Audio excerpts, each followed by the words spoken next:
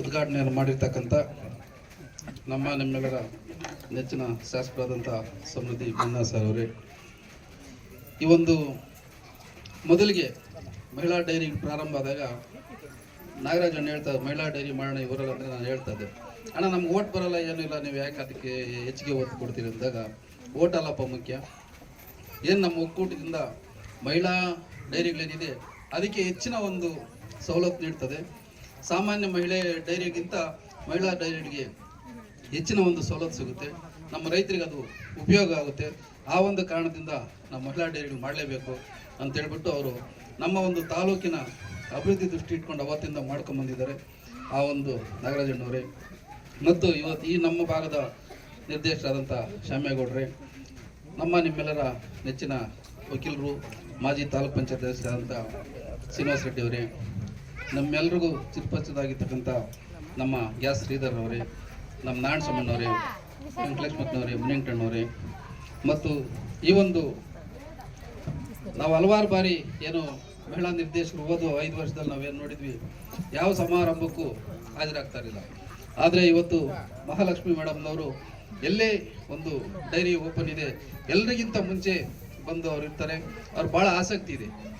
ಇವತ್ತು ನಾವು ಯಾರನ್ನೇ ಚುನಾಯಿಸಿದ್ರೆ ಅದಕ್ಕೆ ತಕ್ಕಂಥ ಅದರ ಏನಿದೆ ಬೆಲೆ, ಅದಕ್ಕೆ ಆ ಗೌರವ ನೀಡ್ತಕ್ಕಂಥ ಒಂದು ಕೆಲಸವನ್ನು ಇವತ್ತು ಮಹಾಲಕ್ಷ್ಮಿ ಮೇಡಮ್ ಅವ್ರು ಬಂದಿದ್ದಾರೆ.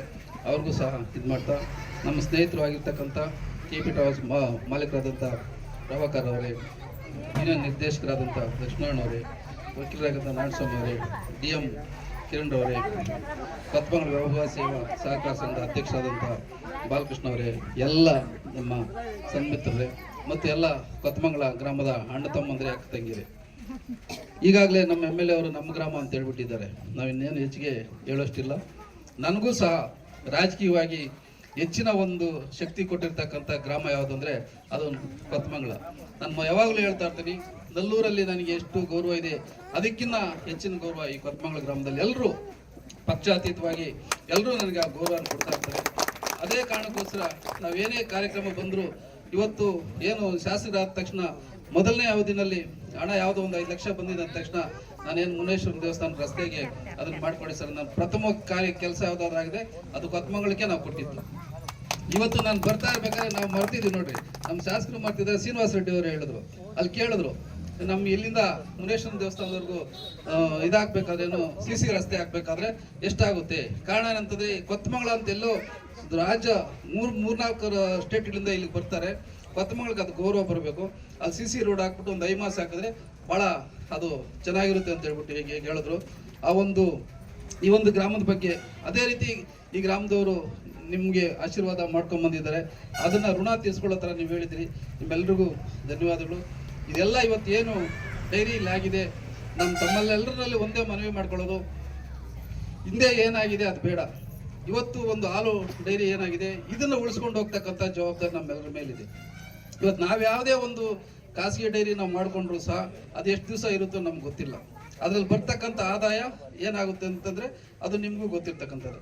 ಆದರೆ ಇವತ್ತಿಲ್ಲಿ ಏನು ನೀವು ಹಾಲು ಹಾಕ್ತೀರಿ, ಇದು ಎಷ್ಟು ವಹಿವಾಟು ನಡೆಯುತ್ತೆ, ಎಷ್ಟು ಲಾಭ ಬಂದ್ರೂ ಮತ್ತೆ ಅದು ಇವತ್ತು ನಾವು ಚೆಂಡನ್ನು ಗೋಡೆಗೆ ಹಾಕಿದ್ರೆ ಯಾವ ರೀತಿ ರಿಟರ್ನ್ ನಮ್ಗೆ ಬರುತ್ತೆ, ಅದೇ ರೀತಿ ಬೋನಸ್ ರೂಪದಲ್ಲಿ ಮತ್ತೆ ನಿಮಗೆ ಬರುತ್ತೆ. ಆ ಒಂದು ಕಾರಣಕ್ಕೋಸ್ಕರ ಅದ್ರ ಜೊತೆಗೆ ಇವತ್ತು ನೀವು ಒಂದು ಹಸುಗೆ ಏನಾದರೂ ಆರೋಗ್ಯ ಸರಿ ಇಲ್ಲ ಅಂತಂದರೆ ಒಂದು ಕೂಪನ್ ಮಾಡಿ ಫೋನ್ ಮಾಡಿದ್ರೆ ಡಾಕ್ಟರ್ ಬಂದು ನೋಡ್ಕೊಂಡು ಹೋಗುತ್ತ ವ್ಯವಸ್ಥೆ ಇದೆ. ಬೇರೆ ಇದ್ರಲ್ಲಾದರೆ ನೀವು ದೇವರ ಸಂಬಂಧ ತಗೊಂಡು ಹೋಗ್ಬೇಕು, ಇಲ್ಲ ಮುಳಬಾಲ್ಗೆ ಹೋಗ್ಬೇಕು, ಇದೆಲ್ಲ ವ್ಯವಸ್ಥೆ ಇರುತ್ತೆ. ಆದರೆ ಈ ಡೈರಿ ಮುಖಾಂತರ ಒಂದು ಕೂಪನ್ ತಗೊಂಡು ಒಂದು ಫೋನ್ ಮಾಡಿದ್ರೆ ಅವರೇ ಬಂದು ನಿಮ್ಮ ಮನೆ ಹತ್ರ ನೀವೆಲ್ಲ ಹಸು ಇದ್ರೆ ಅಲ್ಲಿ ಬಂದು ಚಿಕಿತ್ಸೆ ಕೊಡ್ತಾರೆ.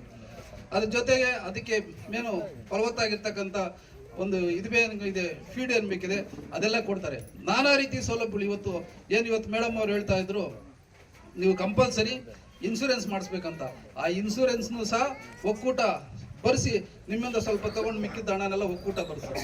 ಆ ಒಂದು ಕಾರಣದಿಂದ ಈ ಡೈರಿ ಏನು ಪ್ರಾರಂಭ ಆಗಿದೆ, ಗೋಧೂಳಿ ಮುಹೂರ್ತದಲ್ಲಿ ಇವತ್ತು ನಮಗೆ ಮಳೆ ರಾಯನು ಸಹ ಕಡಿಮೆ ಆಶೀರ್ವಚನ ನೀಡಿ ಮಳೆ ಶುಭ ಸೂಚನೆ ಬಿದ್ದು ನಡೆಸಿದರೆ ಅದೇ ರೀತಿ ನೀವು ನಡ್ಸ್ಕೊಂಡು ಹೋಗ್ಬೇಕು. ಅದು ನಡ್ಸ್ಕೊಂಡು ಹೋಗಿದ್ದಾದರೆ ನೀವು ಮುಂದೆ ಏನು ಬೇಕು, ಕಟ್ಟಡ ಆಗ್ಬೋದು, ಇನ್ನೊಂದು ಎಲ್ಲದಕ್ಕೂ ನಮ್ಮ ನಿರ್ದೇಶಕರು ಏನು 3 ಜನ ಇದ್ದಾರೆ, ಅವರು ಏನು ಬೇಕೋ ನಿಮ್ಮ ಸಹಕಾರ ಕೊಡೋಕ್ಕೆ ಸಿದ್ಧ ಇದ್ದಾರೆ. ನಾವು ಸಹ ನಿಮ್ಗೇನು ಇಲ್ಲೇ ನಿಮಗೆ ಗ್ರಾಮದಲ್ಲೇ ಸೊಸೈಟಿ ಇದೆ, DCC ಬ್ಯಾಂಕ್ ಮುಖಾಂತರ ಲೋನು ಸಹ ಹೆಚ್ಚಿಗೆ ಕೊಟ್ಟು ಅಭಿವೃದ್ಧಿ ಆಗೋದು ನಾವು ಸಹಕರಿಸ್ತೀವಿ ಅಂತ ಹೇಳ್ತಾ ಈ ಸಂದರ್ಭದಲ್ಲಿ ಮಾತಾಡೋಕ್ಕೆ ಅವಕಾಶ ಕೊಟ್ಟಂತ ಎಲ್ರಿಗೂ ಹೊಂದಿಸಿ ನಾನು ಮಾತು ಮುಗಿಸ್ತಾ ಇದ್ದೀನಿ. ಜೈ ಹಿಂದ್, ಜೈ ಕರ್ನಾಟಕ.